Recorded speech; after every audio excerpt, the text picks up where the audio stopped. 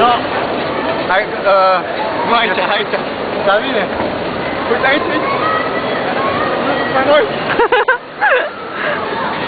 Să facem lucruri transmite. Băi, mai sări! Nu mai sări, mă! Ok, ok.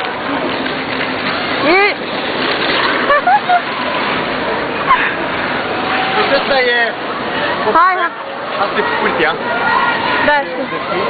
În caz că... pentru uiți. cei care nu știu, să zic așa. Nu, hai ca sus.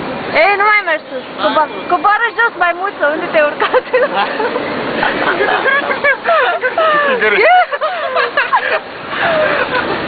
Stai, să mă filmezi și pe mine, nu? Mă vezi? Da. Las! Oh! Hai, du-te acolo. Unde mergem? Nu vă supărați, domnii, pe 3 uși să vă iau interviu. Cum vă simțiți Ai luat o bere cumva? Stai mai aproape. Nu ca mușca. Nu, că nu te prinde în ecran, mă, de-aia zic să stai. Cum vă simțiți aici la Ski Dubai? Pentru prima oară în Dubai. Pentru mine, da.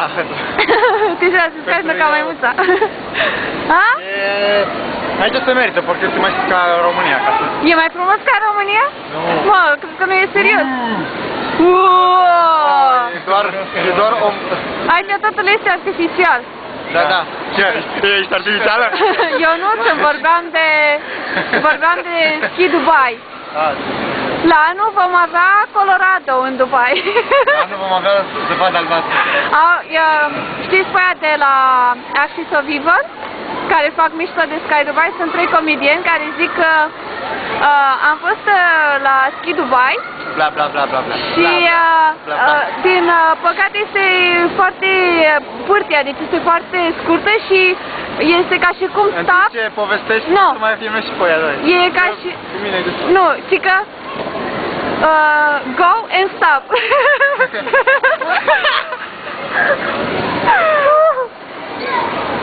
Gata. Nu. Hai, ajunge. Stai să filmezi și mall-ul. Uite și zoom. Nu l-a de acolo. Nu trage de el. Da, în stânga sau în dreapta. Ok. Va împinge de asta. Da. Stai să... Mai trage mult asta. Mamă, mi-a înghețat mâinile.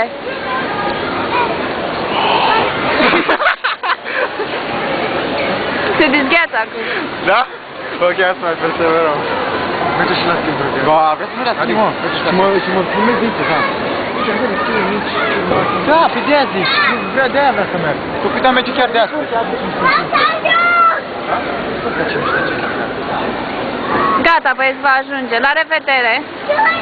Cum se zice? Ziceți mulțumesc cameramanului.